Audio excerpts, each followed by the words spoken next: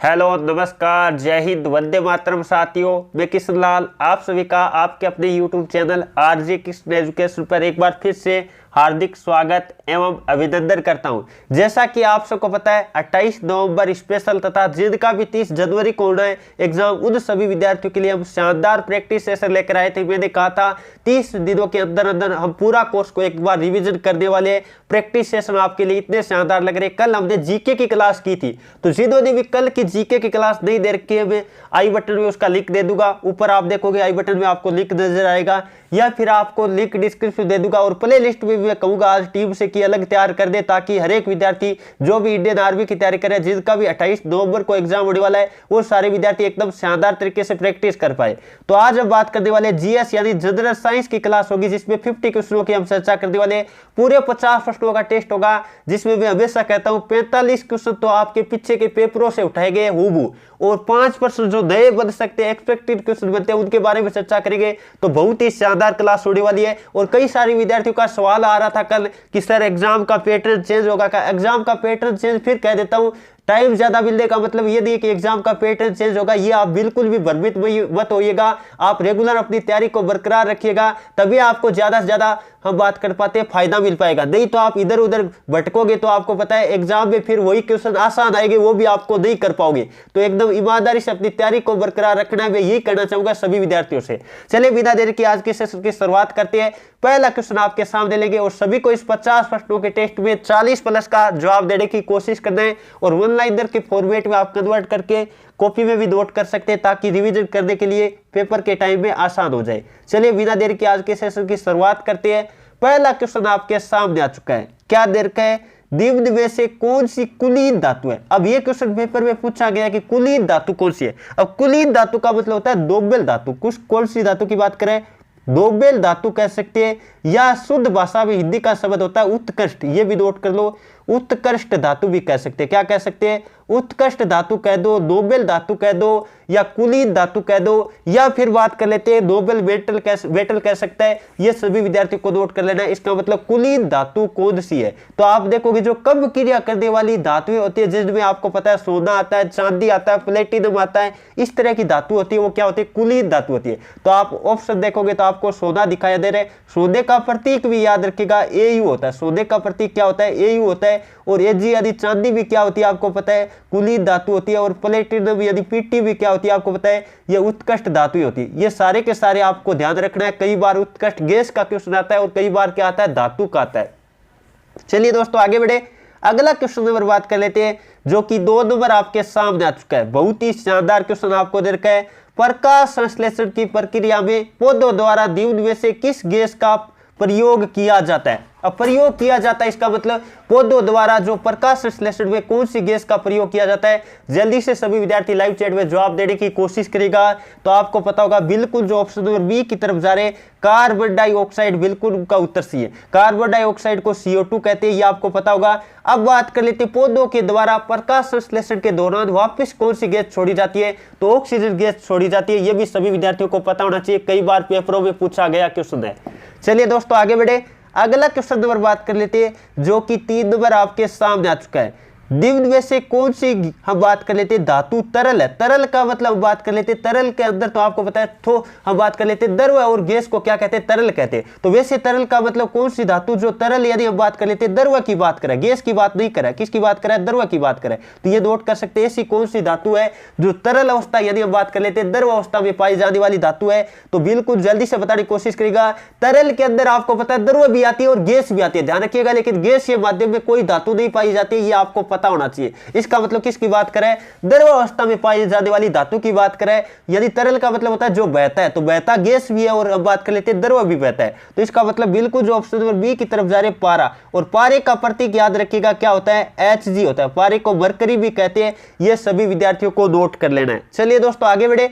अगला question number बात कर लेते हैं, जो कि 4 नंबर आपके सामने आ चुका है। पेनिसिलिन क्या है? पेनिसिलिन की बात कर लेते हैं, ये एक एंटीबायोटिक है। एंटीबायोटिक है या कह सकते हैं एक दवाई होती है। पेनिसिलिन एंटीबायोटिक है, यदि प्रतिजैविक है। प्रतिजैविक है, बिल्कुल जो ऑप्शन नंबर किसकी तरफ जा रहे, डी की तरफ जा रहे, प्रतिजैविक है, उन विद्यार्थियों का जवाब सही है। और जल्दी से सभी विद्यार्थी कमेंट करके बता दो कि पेनिसिलिन की खोज किसने की थी। बहुत ही इंपॉर्टेंट क्वेश्चन बनता है कि पेनिसिलिन की खोज किसने की थी। देखते हैं कौन कौन विद्यार्थी कमेंट करके बताएंगे। चलिए दोस्तों आगे बढ़े, अगला क्वेश्चन नंबर बात कर लेते हैं।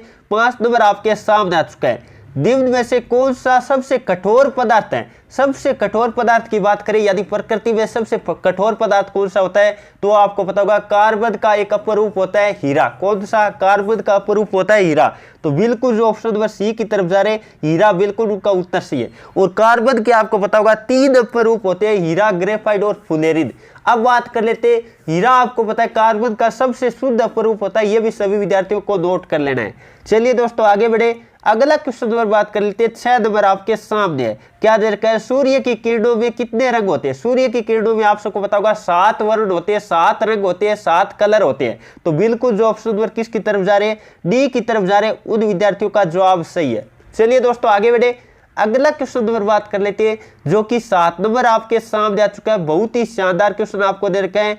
निम्न में से कौन सी बीमारी की बात कर लेते हैं जीवाणु जनित है, यानी जीवाणु से संबंधित है, बैक्टीरिया से संबंधित है। जीवाणु को इंग्लिश में कहते हैं बैक्टीरिया। तो बैक्टीरिया जनित बीमारी कौन सी, यह आपको बताना है। जल्दी से बताने की कोशिश करेगा। तो बिल्कुल जो ऑप्शन नंबर सी की तरफ जा रहे हैं, तपेदिक। तपेदिक को हम टीबी भी कहते हैं, शॉर्ट में हम क्या कहते हैं, टीबी भी कहते हैं। टीबी बात कर लेते हैं, एक बैक्टीरिया जनित बीमारी है। जबकि और बाकी बात करें, पोलियो बात कर लेते हैं, इन्फ्लुएंजा बात कर लेते हैं, और चेचक की बात कर लेते हैं, ये आपको पता है वायरस जनित बीमारी है। यदि आप सभी विद्यार्थियों को ध्यान रखना है, वायरस जनित बीमारी की बात करें तो ये बाकी ऑप्शन है वो वायरस जनित है। चलिए दोस्तों आगे बढ़े, अगला क्वेश्चन नंबर बात कर लेते हैं, जो कि 8 नंबर आपके सामने आ चुका है। किस उपकरण द्वारा दाऊदी को हम बात कर लेते हैं, दाऊदी ऊर्जा होती है। किसको बात करें? दाऊदी ऊर्जा को विद्युत ऊर्जा में रूपांतरित किया जाता है। तो दाऊदी ऊर्जा को विद्युत ऊर्जा में रूपांतरित करने वाले की बात करें, जल्दी से बताने की कोशिश करेगा।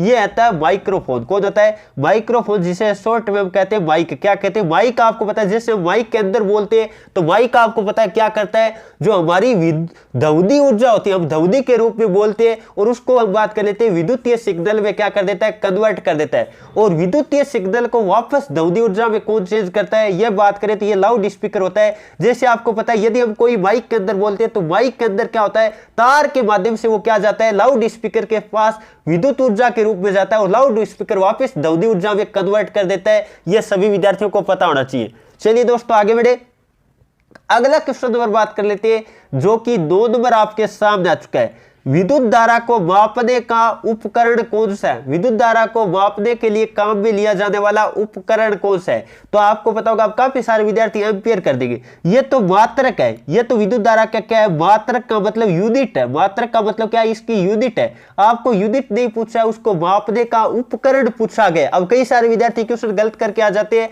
तो मापने के उपकरण की बात करें तो वो होता है एमीटर। क्या होता है? विद्युत धारा को मापने का हम बात कर लेते हैं, जो यंत्र होता है उसे हम कहते हैं एमीटर। ये सभी विद्यार्थियों को ध्यान रखना है।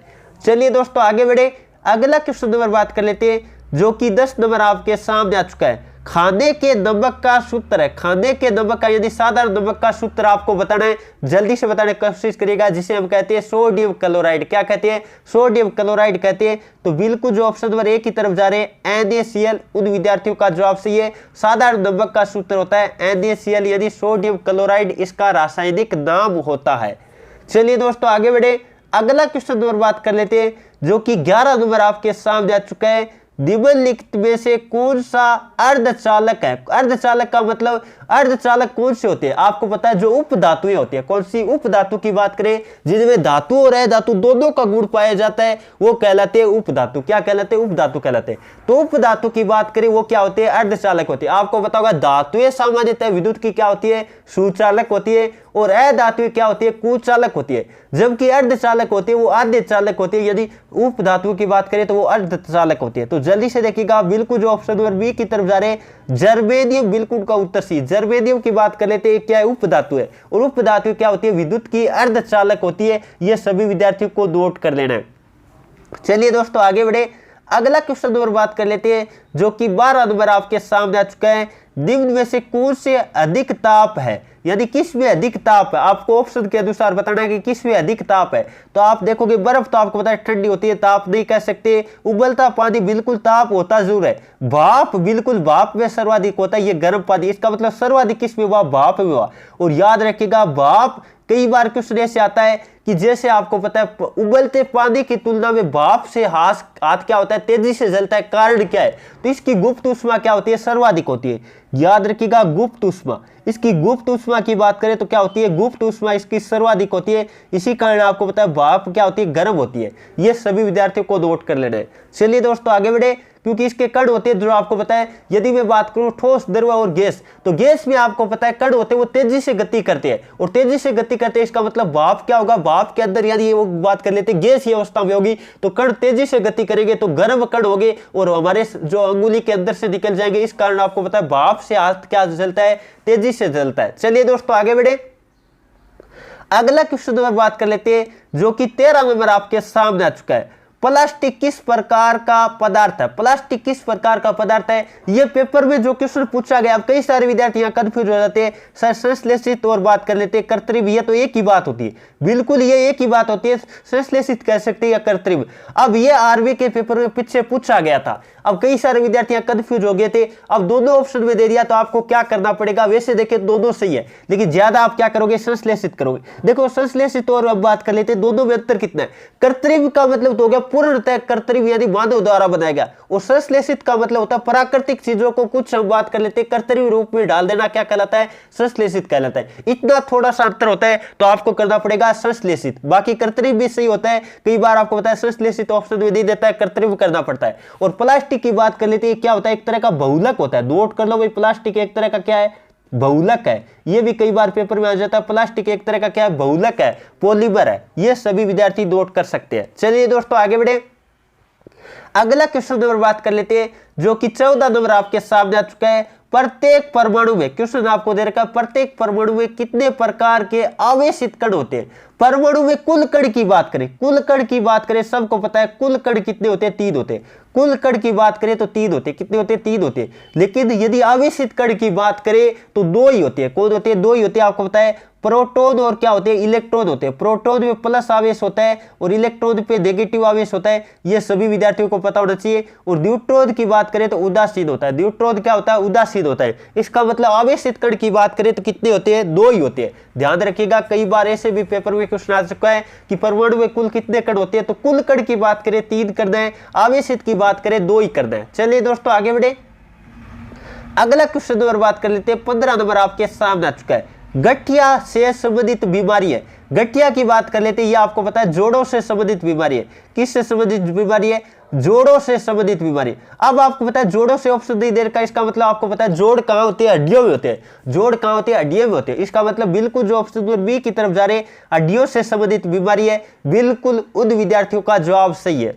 चलिए दोस्तों आगे बढ़े, अगला क्वेश्चन नंबर बात कर लेते हैं जो कि 16 नंबर आपके सामने आ चुका है। आपको दे रखा है आकाश प्रकाश के किस गुण के कारण नीला दिखाई देता है। बहुत ही शानदार क्वेश्चन दे रखा है कि आकाश होता है उसका नीला दिखाई देने का कारण क्या होता है। तो जल्दी से सभी विद्यार्थी एक बार लाइव चैट में जवाब देने की कोशिश करेगा। तो बिल्कुल जो ऑप्शन नंबर ए की तरफ जा रहे हैं, परकिरण। परकिरण के कारण आपको पता है आकाश क्या दिखाई देता है, नीला दिखाई देता है। आपको पता है, ये सभी विद्यार्थियों को नोट कर लेना है। चलिए दोस्तों आगे बढ़ते हैं, अगला क्वेश्चन नंबर बात कर लेते हैं। 17 नंबर आपके सामने आ चुका है। बर्फ का गलना कितना होता है। क्वेश्चन आपको दे रखा है कि बर्फ का गलना कितना होता है। तो बर्फ का गलना की बात करें तो 0 डिग्री सेल्सियस होता है। क्या होता है, 0 डिग्री सेल्सियस होता है। और कवचनाक की बात करें तो 100 डिग्री सेल्सियस होता है। ये सभी विद्यार्थियों को नोट कर लेना है, बहुत ज्यादा बार होने वाला रिपीट क्वेश्चन है। चलिए दोस्तों आगे बढ़े, और जो भी विद्यार्थी हमारे साथ लाइव है एक बार क्लास को लाइक शेयर कर दीजिएगा ताकि हमारा भी मनोबल बढ़े और आपके लिए शानदार कंटेंट हम प्रोवाइड करने की कोशिश करें। बहुत ही बेहतरीन तैयारी आपको हम बात कर लेते हैं इन 25-30 दिनों के अंदर करवाने वाले हैं। पूरा का पूरा कोर्स एक बार रिविजन करने वाले हैं। तो सभी विद्यार्थी रेगुलर साथ जुड़ेगा, और जिन विद्यार्थी को पता नहीं है उनको शेयर करके भी जरूर बताएं।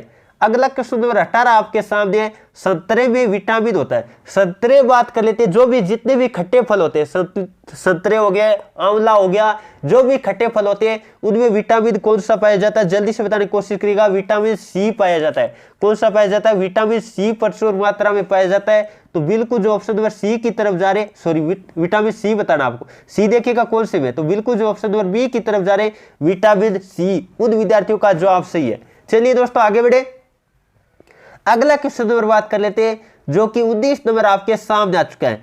मेंडेलीव की आवर्त सारणी किस पर आधारित है? मेंडेलीव की आवर्त सारणी की बात करें तो वो आपको पता होगा परमाणु द्रव्यमान यानी परमाणु भार पर आधारित है। किस पर आधारित है? परमाणु भार पर आधारित है। तो बिल्कुल जो ऑप्शन नंबर बी की तरफ जा रहे उन विद्यार्थियों का जवाब सही है। यानी बात कर लेते हैं, मेंडेलीव की आवर्त सारणी परमाणु भार पर आधारित है और आधुनिक आवर्त सारणी किसने दी थी? बोर्जले ने दी थी, जो कि परमाणु क्रमांक पर आधारित है यानी परमाणु संख्या पर आधारित है। चलिए दोस्तों आगे बढ़े, अगला क्वेश्चन नंबर बात कर लेते हैं, 20 नंबर आपके सामने आ चुका है। लेड पेंसिल बनाने में, क्वेश्चन आपको दे रखा है, लेड पेंसिल बनाने में प्रयुक्त होने वाला पदार्थ कौन सा? अब कई बार आपको लेड भी ऑप्शन में दे देता है और कई विद्यार्थी सोचते हैं कि लेड पेंसिल है, इसका मतलब लेड का प्रयोग होगा। लेड पेंसिल इसको बोलते हैं, लेकिन ध्यान रखिएगा लेड पेंसिल में लेड होता नहीं है, 0% होता है लेड। ये सभी विद्यार्थियों को नोट कर लेना है। लेड पेंसिल में आपको पता है ग्रेफाइट होता है। ग्रेफाइट यदि हम बात कर लेते हैं, बिल्कुल जो ऑप्शन नंबर बी की तरफ जा रहे हैं उन विद्यार्थियों का जवाब सी। अब बात कर लेते हैं ग्रेफाइट की बात करें तो ये कार्बन का क्या होता है? अपरूप होता है। ग्रेफाइट की बात करें, कार्बन का क्या होता है? अपरूप होता है। अब कई विद्यार्थी सोचते हैं कि सर कार्बन भी दे रखा है, ग्रेफाइट भी दे रखा है, क्या करेंगे? तो आपके ग्रेफाइट दिखाई दे रहा है, वैसे दोनों सही है, लेकिन आपका ज्यादा सही ग्रेफाइट होगा। ध्यान रखिएगा हमेशा आप कहोगे ग्रेफाइट। अब बात कर लेते हैं, कार्बन का ही क्या होता है? अपरूप होता है। चलिए दोस्तों आगे बढ़े, अगला क्वेश्चन नंबर बात कर लेते हैं, जो कि 21 नंबर आपके सामने आ चुका है।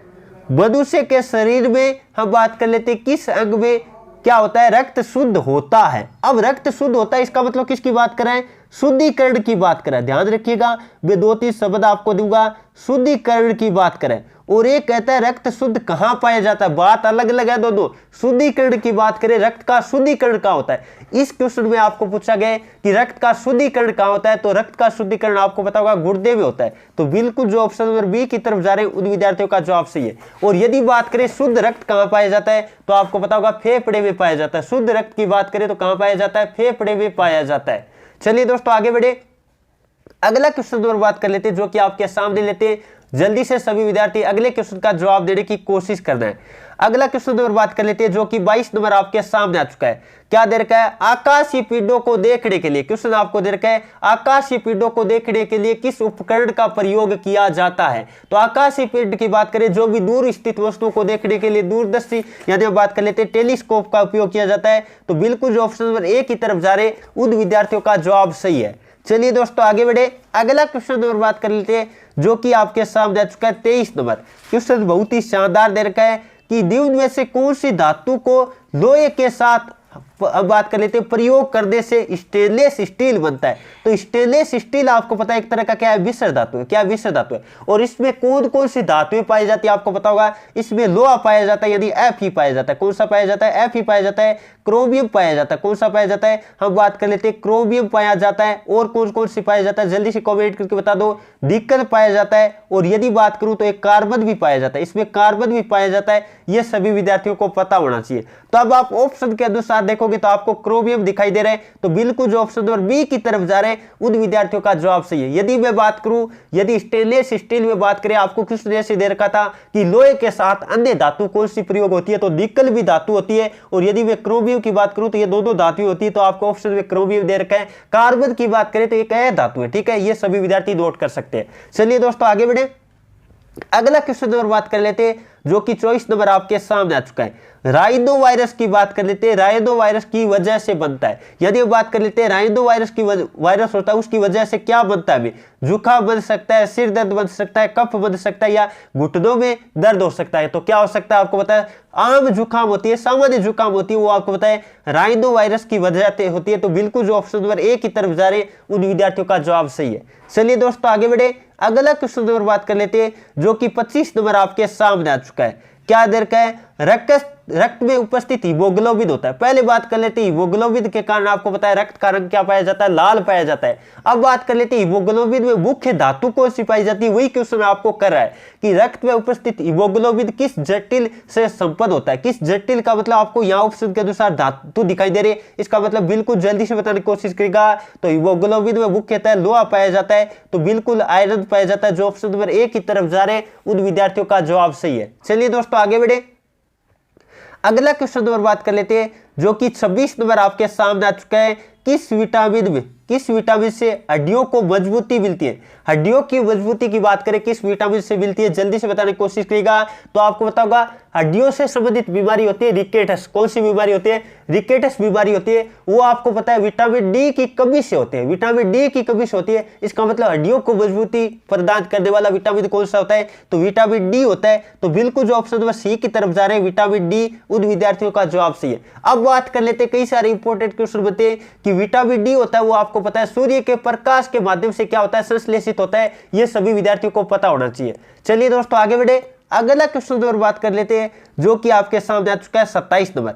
हास्य गैस का रासायनिक सूत्र क्या है? हास्य गैस का मतलब जो हंसाने वाली गैस होती है, हम बात कर लेते हैं लाफी गैस का, हम बात कर लेते हैं रासायनिक सूत्र क्या है? तो आपको बताऊंगा नाइट्रस ऑक्साइड होती है, उसे हम कहते हैं लाफी गैस। तो जल्दी से बताने की कोशिश करेगा उसका सूत्र क्या होता है? N2O होता है। क्या होता है? N2O होता है। तो बिल्कुल जो ऑप्शन नंबर सी की तरफ जा रहे हैं उन विद्यार्थियों का जवाब सही है। चलिए दोस्तों आगे बढ़े, अगला क्वेश्चन नंबर बात कर लेते हैं जो कि 28 नंबर आपके सामने आ चुका है। क्या दे रखा है? इनमें से कौन सी गैस उत्कृष्ट गैस नहीं है? उत्कृष्ट गैस का मतलब अकीर्य गैस नहीं है। जल्दी से बताने की कोशिश करेगा, बहुत ही आसान क्वेश्चन आपको दे दिए। हीलियम की बात करें तो आपको पता है ये उत्कृष्ट गैस है, बिल्कुल। ऑक्सीजन नहीं है, ऑक्सीजन आपको पता है उत्कृष्ट गैस नहीं है, इसका मतलब ऑप्शन नंबर आपका बी राइट होगा। आर्गन की बात करें उत्कृष्ट गैस है। दियोद की बात करें तो ये भी आपको पता है अकीर्य गैस है, नोबेल गैस है। ये सभी विद्यार्थियों को नोट कर लेना है। तो बिल्कुल जो ऑप्शन नंबर बी की तरफ गए उन विद्यार्थियों का जवाब सही है। चलिए दोस्तों आगे बढ़े, अगला क्वेश्चन नंबर बात कर लेते हैं जो कि 29 नंबर आपके सामने आ चुका है। बीसीजी का जो टीका होता है वो किसके रोकथाम के लिए प्रयोग में किया जाता है? जल्दी से बताने की कोशिश करेगा।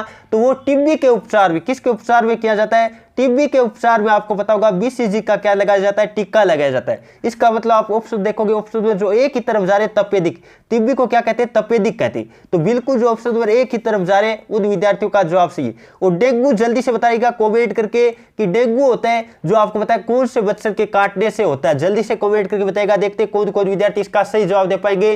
तो आपको पता होगा एडीज मच्छर के काटने से क्या हो जाता है? डेंगू हो जाता है। और मादा एनोफिलीज मच्छर के काटने से क्या हो जाता है? मलेरिया हो जाता है। ये सभी विद्यार्थियों को नोट कर लेना है। चलिए दोस्तों आगे बढ़े, अगला क्वेश्चन नंबर बात कर लेते हैं जो कि 30 नंबर आपके सामने आ चुका है। किस किरण की भेदन क्षमता सबसे अधिक है? तो भेदन क्षमता के मामले में बात करें, यानी कोई भी चीज को भेदने की क्षमता किसमें ज्यादा होती है? जल्दी से बताने की कोशिश करेगा, देखते कौन कौन विद्यार्थी इसका सही जवाब दे पाएंगे। तो बिल्कुल जो ऑप्शन नंबर सी की तरफ जा रहे हैं गामा किरण, बिल्कुल का उत्तर सी। गामा किरण की याद रखिएगा भेदन क्षमता क्या होती है? हम बात कर लेते हैं सर्वाधिक होती है। और सर्वाधिक भारी किरण की बात करें तो अल्फा होती है, क्योंकि अल्फा आपको पता है हीलियम का क्या होता है? दाबिक होता है। तो सबसे भारी किरण की बात करें तो अल्फा किरण होती है। ये भी सभी विद्यार्थियों को नोट कर लेना है। यदि एक्स किरण की बात करें तो आपको पता है मेडिकल, हम बात कर लेते हैं कोई भी तरह की हड्डियों की टूट फूट से संबंधित जो हम बात कर लेते हैं जांच करने के लिए आपको पता है एक्सरे किरण का उपयोग किया जाता है। चलिए दोस्तों आगे बढ़े, अगला क्वेश्चन नंबर बात कर लेते हैं जो कि 31 नंबर आपके सामने आ चुका है। पीतल में शामिल है। पीतल आपको पता है एक तरह का क्या है? मिश्र धातु है। और इसमें कौन कौन सी मुख्य धातु पाई जाती है? जल्दी से कमेंट करके बताएगा। तो आपको पता होगा तांबा पाया जाता है और जिंक पाया जाता है। यदि Cu+ क्या होता है? Zn होता है। क्या होता है? Zn होता है। तो आप देखिएगा जल्दी से, बिल्कुल जो ऑप्शन नंबर ए की तरफ जा रहे हैं कॉपर और जिंक, उन विद्यार्थियों का जवाब सही है। बहुत बढ़िया, काफी सारे विद्यार्थी लाइव चैट में जवाब दे सकते हैं, आराम से कर सकते थे। अब जल्दी से सभी विद्यार्थी कमेंट करके बताएगा कांसा किनका मिश्र धातु है? कांसा की बात करें तो किनका मिश्र धातु, ये आप कमेंट करके जल्दी से बता सकते हैं।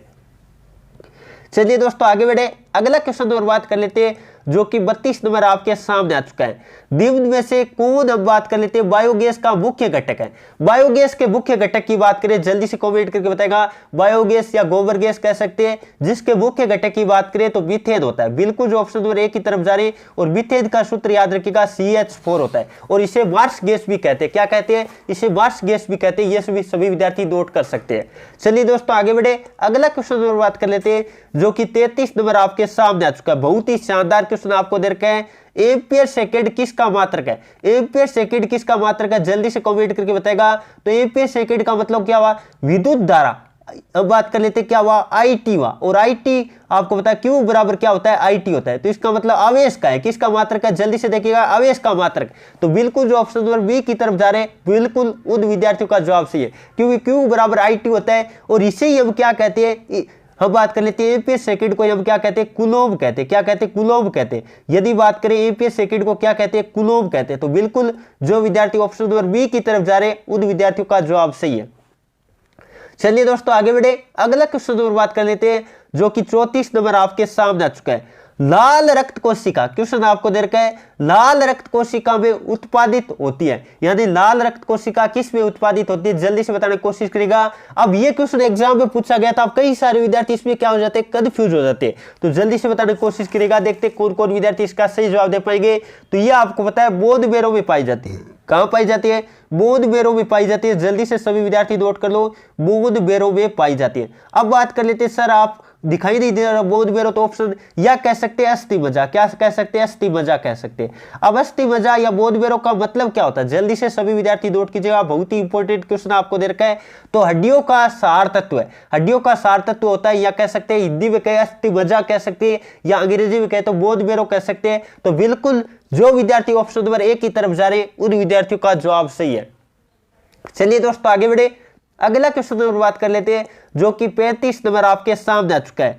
क्वेश्चन आपको दे रखा है, रतौंधी बात कर लेते हैं, भोजन में की कमी से होता है। रतौंधी आपको पता है आंखों से संबंधित बीमारी होती है, जो कि विटामिन ए की कमी से होती है। बिल्कुल जो ऑप्शन नंबर बी की तरफ जा रहे हैं, उन विद्यार्थियों का जवाब सही है। और विटामिन ए सर्वाधिक आपको पता है गाजर में पाया जाता है। इसी कारण आपको पता है रतौंधी संबंधी बीमारी होती है, उनको आपको पता है डॉक्टर गाजर खाने की क्या देता है? सलाह देता है। चलिए दोस्तों आगे बढ़े, अगला क्वेश्चन नंबर बात कर लेते हैं, जो कि आपके सामने लगे। जल्दी से सभी विद्यार्थी क्वेश्चन नंबर 36 का जवाब देने की कोशिश करेगा। निम्न में से प्रोटीन का अच्छा स्रोत कौन सा है? निम्न में से बताना है। देखो वैसे तो आपको पता है कुछ दाल होती है, आपको पता है सोयाबीन की वगैरह कोई भी दाल होती है, उनमें आपको पता है प्रोटीन प्रचुर मात्रा में पाया जाता है। तो ऑप्शन के अनुसार आप देखोगे तो बिल्कुल जो ऑप्शन नंबर डी की तरफ जा रहे हैं, मांसाहारी बात कर लेते हैं, मछली होती है, उनमें क्या होता है आपको पता है। हम बात कर लेते हैं प्रोटीन क्या पाया जाता है? प्रचुर मात्रा में पाया जाता है। तो मांसाहारी में बात करें तो मछली हो गया, अंडा हो गया, इनमें पाया जाता है। और शाकाहारी बात करें तो जो भी दालें होती है, उनमें आपको पता है प्रोटीन प्रचुर मात्रा में पाया जाता है। चलिए दोस्तों आगे बढ़े, अगला क्वेश्चन नंबर बात कर लेते हैं, 37 नंबर आपके सामने आ चुका है। निम्नलिखित में से कौन सा तत्व सबसे कम घनत्व का है? सबसे कम तत्व का। अब तत्व नहीं लिखना चाहिए, तत्व पहली बात तो आर्मी के ये पेपर में पूछा गया क्वेश्चन है, तत्व नहीं लिखना चाहिए, तत्व नहीं है ये सारे के सारे आपको पता है तत्व नहीं है। ये यौगिक हम कह सकते हैं, क्या कह सकते हैं? यौगिक कह सकते हैं।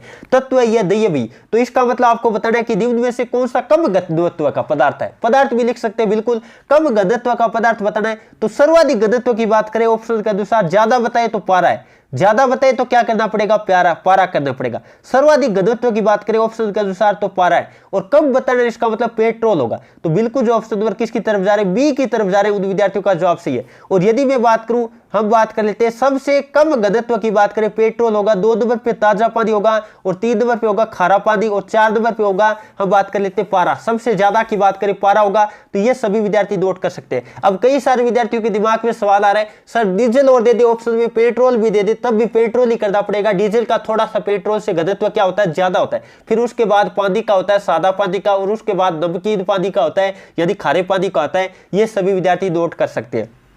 चलिए दोस्तों आगे बढ़े, अगला क्वेश्चन नंबर बात कर लेते हैं, जो कि 38 नंबर आपके सामने आ चुका है। चूहे के जहर का रासायनिक सूत्र क्या है? यानी चूहे मारने की जो जहर होता है उसका रासायनिक नाम क्या होता है? तो जल्दी से बताने की कोशिश करेगा। उसका नाम होता है जिंक फास्फाइड। क्या होता है? जिंक फास्फाइड होता है। तो बिल्कुल जो विद्यार्थी ऑप्शन नंबर किसकी तरफ जा रहे हैं? ए की तरफ जा रहे हैं, उन विद्यार्थियों का जवाब सही है।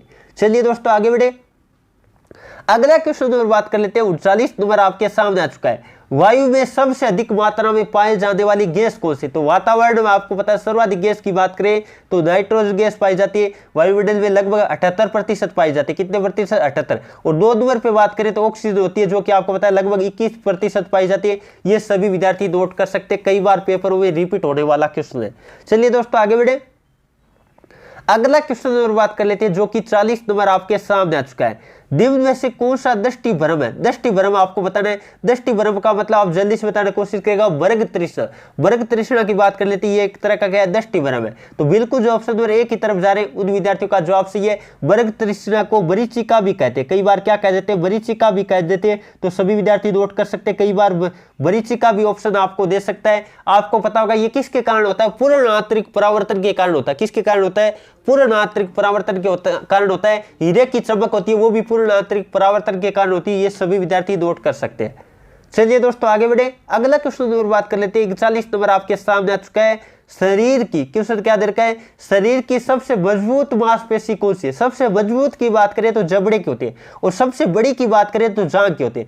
सबसे बड़ी की बात करें तो जांघ की हड्डी होती है, और मजबूत की बात करें तो जबड़े की हड्डी होती है। वो सबसे क्या होती है? मजबूत होती है, मांसपेशी होती है। अब बात कर लेते हैं, एक क्वेश्चन और भी बनता है, जल्दी से सभी विद्यार्थी नोट कर लो कि सबसे कठोर पदार्थ हम बात कर लेते हैं शरीर में क्या होता है? तो दांतों का इनेमल होता है। दांतों का क्या होता है? इनेमल होता है, जो कि शरीर का सबसे कठोर पदार्थ होता है। ये सभी विद्यार्थी नोट कर सकते हैं।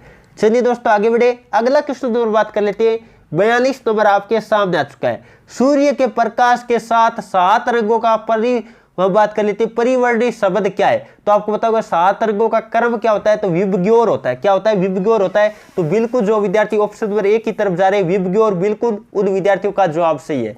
चलिए दोस्तों आगे बढ़े, अगला क्वेश्चन नंबर बात कर लेते हैं जो कि 43 नंबर आपके सामने आ चुका है। ओजोन का सूत्र है। ओजोन आपको पता है त्रिपरमाणविक क्या होता है? अणु होता है। ओजोन की बात करें तो त्रिपरमाणविक अणु होता है। कई बार पेपर में ऐसा क्वेश्चन आ चुका है कि ओजोन कितने परमाणविक अणु होता है? तो त्रिपरमाणविक होता है, और इसका सूत्र होता है O3। क्या होता है? O3 होता है। और आपको पता होगा जो ओजोन परत होती है वो किस मंडल में पाई जाती है? जल्दी से सभी विद्यार्थी एक बार कॉमेंट करके बता दो कि ओजोन परत होती है वो किस मंडल में पाई जाती है। अब बात कर लेते हैं, ओजोन होता है वो सूर्य से आने वाली जो हम बात कर लेते हैं पराबैंगनी किरणें होती है, उनसे हमारी क्या करती है? रक्षा करती है। ये भी सभी विद्यार्थी नोट कर सकते हैं। और एक मैंने होमवर्क आपको दे दिए कि ओजोन हम बात कर लेते हैं मंडल किस मंडल में पाया जाता है, यानी ओजोन परत होती है वो किस मंडल में पाई जाती है। देखते कौन कौन विद्यार्थी सही जवाब दे पाएंगे। जैसे आयन मंडल हो गया, समताप मंडल हो गया, इनमें से आपको बताना है सभी विद्यार्थी। और मौसम संबंधी घटनाएं की बात कर लेते हैं वो किन में होती है? कॉमेंट लंबा करके आप बता सकते हैं इनके बारे में। चलिए दोस्तों आगे बढ़े, अगला क्वेश्चन नंबर बात कर लेते हैं। 44 नंबर आपके सामने आ चुका है। DDT, एक तो दे रखा आपको DDT और एक दे रखा ब्लीचिंग पाउडर। ब्लीचिंग पाउडर किसके यौगिक है, यानी इनके बारे में आपको बताना है ये किनके यौगिक है। देखते कौन कौन विद्यार्थी इसका सही जवाब दे पाएंगे। तो आपको पता होगा DDT ये क्या होता है? पहली बात तो ये कीटनाशक होता है। क्या होता है? कीटनाशक होता है। जल्दी से सभी विद्यार्थी नोट कर लो, कई बार पेपरों में पूछा गया क्वेश्चन कि DDT क्या है? तो ये कीटनाशक है। अब इसका सूत्र आपको पता होना चाहिए क्या होता है। जल्दी से सभी विद्यार्थी नोट कर लो, C14H9। क्या होता है? C14H9। फिर बात कर लेते हैं आगे क्या होता है, आप जल्दी से नोट कर लो, Cl5 होता है, यानी क्लोरोन क्या होता है? 5 होता है। अब बात कर लेते हैं ब्लीचिंग पाउडर के सूत्र की बात करें तो ये भी आप नोट कर सकते हैं, CaOCl2 होता है। क्या होता है? CaOCl2 होता है। अब इन दोनों में आप नजर देखोगे तो आपको पता है दोनों में कॉमन कौन सा है? दोनों में कॉमन यदि बात करें तो आपको पता है क्लोरीन है। क्या क्लोरीन है? इसका मतलब जो ऑप्शन नंबर किसकी तरफ जा रहे हैं? ए की तरफ जा रहे हैं। बिल्कुल विद्यार्थियों का जवाब सही है। और आपको पता होगा जल का रासायनिक शुद्धिकरण क्लोरीन के माध्यम से किया जाता है। जल में क्लोरीन गैस प्रवाहित करने से जल का क्या हो जाता है? शुद्धिकरण होता है, यदि बैक्टीरिया वगैरह मारे जा सकते हैं। ये सभी विद्यार्थी नोट कर सकते हैं। तो ये सूत्र भी आपको याद रखना है। DDT क्या है? तो ये एक तरह का कीटनाशक है। चलिए दोस्तों आगे बढ़े, अगला क्वेश्चन नंबर बात कर लेते हैं। 45 नंबर आपके सामने आ चुका है। किसी चुंबकत्व के चुंबकीय गुण को खत्म करने के लिए निम्न में से कौन सी विधि अपनाई जा सकती है? तो आपको पता है क्या कर सकते हैं। चुंबक को हम बात कर लेते हैं, हथौड़े से पीटने से उसका चुंबकीय गुण क्या होता है? नष्ट होता है। तो बिल्कुल जो विद्यार्थी ऑप्शन नंबर ए की तरफ जा रहे हैं उन विद्यार्थियों का जवाब सही है। चलिए दोस्तों आगे बढ़े, अगला क्वेश्चन नंबर बात कर लेते हैं। 46 नंबर आपके सामने आ चुका है। क्या दे रखा है? जब कार्बन को ऑक्सीजन के साथ क्या किया जाता है? जलाया जाता है तो क्या उत्पन्न होता है? तो C+O2 करते हैं तो आपको पता है CO2 बनता है, यानी कार्बन डाइऑक्साइड गैस बनती है। कौन सी गैस बनती है? कार्बन डाइऑक्साइड गैस बनती है। तो बिल्कुल जो ऑप्शन नंबर डी की तरफ जा रहे हैं कार्बन डाइऑक्साइड गैस, बिल्कुल उन विद्यार्थियों का जवाब सही है। चलिए दोस्तों आगे बढ़े, अगला क्वेश्चन और बात कर लेते हैं जो कि 47 नंबर आपके सामने आ चुका है। जल्दी से सभी विद्यार्थी लाइव चैट में जवाब देने की कोशिश करेगा। दमा का रोग है, यदि दमा किससे संबंधित रोग है जल्दी से बताने की कोशिश करेगा। और जितने भी विद्यार्थी हमारे साथ लाइव, एक बार क्लास को लाइक कर दीजिएगा। देखो बार बार लाइक और शेयर करने का कहना नहीं पड़ना चाहिए। तो क्लास पूरी होने के बाद सभी विद्यार्थियों से मैं आग्रह करूंगा एक एक विद्यार्थी अपने साथियों को शेयर करके बताएगा। जितने भी आपके पास व्हाट्सएप फेसबुक ग्रुप है उन सब में शेयर कीजिएगा और अपनी स्टेटस पे लगा के बताइएगा। अभी तो आपको पता है 2 दिन हुए क्लास शुरू हुए। अब बात कर लेते हैं जो भी आर्मी रिटन एग्जाम की तैयारी करें उनके लिए स्पेशल हम सेशन शुरू कर रखा है जिनमें रेगुलर 50-50 क्वेश्चनों का आपका टेस्ट लगने वाला है। तो बात कर लेते हैं दमा, आपको पता है किससे संबंधित है, श्वसन तंत्र से संबंधित क्या है, बीमारी है। बिल्कुल जो ऑप्शन नंबर सी की तरफ जा रहे हैं उन विद्यार्थियों का जवाब सही है। चलिए दोस्तों आगे बढ़े, अगला क्वेश्चन और बात कर लेते हैं। 48 नंबर आपके सामने आ चुका है। पीवी बराबर स्थिरांक, ये किसका नियम है? पीवी बराबर स्थिरांक यदि ये किसका नियम है तो ये आपको पता होगा बोयल का नियम है। बोयल का नियम क्या कहता है? बोयल का नियम की बात कर लेते हैं तो स्थिर ताप पर आपको पता होगा ये आयतन, और हम बात कर लेते हैं प्रेशर, यानी हम बात कर लेते हैं दाब के संबंध में नियम देता है। और एक याद रखिएगा पीवी बराबर एनआरटी, क्या होता है? पीवी बराबर एनआरटी होता है। ये आदर्श गैस समीकरण है। क्या है? ये आदर्श गैस समीकरण है। पीवी बराबर एनआरटी, पेपर में क्वेश्चन आ सकता है कि पीवी बराबर एनआरटी, ये आपको दे देता है आदर्श गैस समीकरण कौन सी है, ऐसे क्वेश्चन आपको दे सकता है। चलिए दोस्तों आगे बढ़े, अगला क्वेश्चन पर बात कर लेते हैं जो कि 49 नंबर आपके सामने आ चुका है। एक मानव कोशिका में कितने गुणसूत्र होते हैं? एक मानव कोशिका में आपको पता है 23 जोड़ी गुणसूत्र होते हैं। इसका मतलब कितने गुणसूत्र होते हैं? 46 गुणसूत्र होते हैं। तो बिल्कुल जो विद्यार्थी ऑप्शन नंबर ए की तरफ जा रहे हैं उन विद्यार्थियों का जवाब क्या है? सही है। तो एकदम आराम से कर सकते थे, बहुत ही शानदार क्वेश्चन आपको दे रखा था। चलिए दोस्तों अगला क्वेश्चन पर बात कर लेते हैं। 50 नंबर आपके सामने आ चुका है। इलेक्ट्रॉनिक कार में प्रयोग किए जाने वाले बैटरी में किसका यौगिक प्रयोग किया जाता है? तो आपको पता होगा इलेक्ट्रॉनिक कार होती है उसमें लिथियम हाइड्रोक्साइड का उपयोग किया जाता है। किसका? लिथियम हाइड्रोक्साइड का उपयोग किया जाता है। इसका मतलब बिल्कुल जो ऑप्शन नंबर किसकी तरफ जा रहे हैं? बी की तरफ जा रहे हैं, लिथियम। उन विद्यार्थियों का जवाब सही है। अब जल्दी से सभी विद्यार्थी कमेंट करके बताएगा आज की क्लास में आपके कितने क्वेश्चन राइट हुए। जिन भी विद्यार्थी ने इस क्लास में 40+ किया उनकी तैयारी बेहतरीन है। और ज्यादा बेहतरीन यदि आपको तैयारी करना चाहते हो तो हमारी टॉपिक वाइज ई बुक जिसका लिंक आपको कमेंट बॉक्स में भी दे रखा है, डिस्क्रिप्शन में भी दे रखा है, और या फिर हमारे नंबर आपको व्हाट्सएप नंबर 57167027 पर आप मैसेज कर सकते हैं। हमारे ऑनलाइन स्टोर का लिंक आपको भेज देंगे, वहां से आप टॉपिक वाइज ई बुक डाउनलोड करके अपनी तैयारी को बेहतरीन कर सकते हैं। टॉपिक वाइज नोट्स के माध्यम से पूरा का पूरा सिलेबस आप कवर कर सकते हैं आर्मी का। चलिए दोस्तों आज का सेशन में ये समाप्त करता हूं। सेशन कैसा लगा ये कमेंट करके जरूर बताएगा। एक एक विद्यार्थी आज देखूंगा कौन कौन विद्यार्थी कमेंट करके जाएगा। होमवर्क का भी जवाब देना है और कमेंट करके बताना क्लास से कैसी लग रही है। बहुत ही शानदार तरीके से हम आपको कंटेंट प्रोवाइड करें। चलिए दोस्तों उम्मीद करता हूं आज का सेशन सभी विद्यार्थियों को पसंद आएगा। अपने दोस्तों में शेयर कीजिएगा और जो विद्यार्थी पहली बार चैनल पे आता है चैनल को सब्सक्राइब करके बेल आइकन ऑन कर लो ताकि जब भी लाइव क्लास ले आपके पास नोटिफिकेशन आ जाए। चलिए आज के सेशन को भी यही समाप्त करता हूं। Thank you for watching. जय हिंद, जय भारत।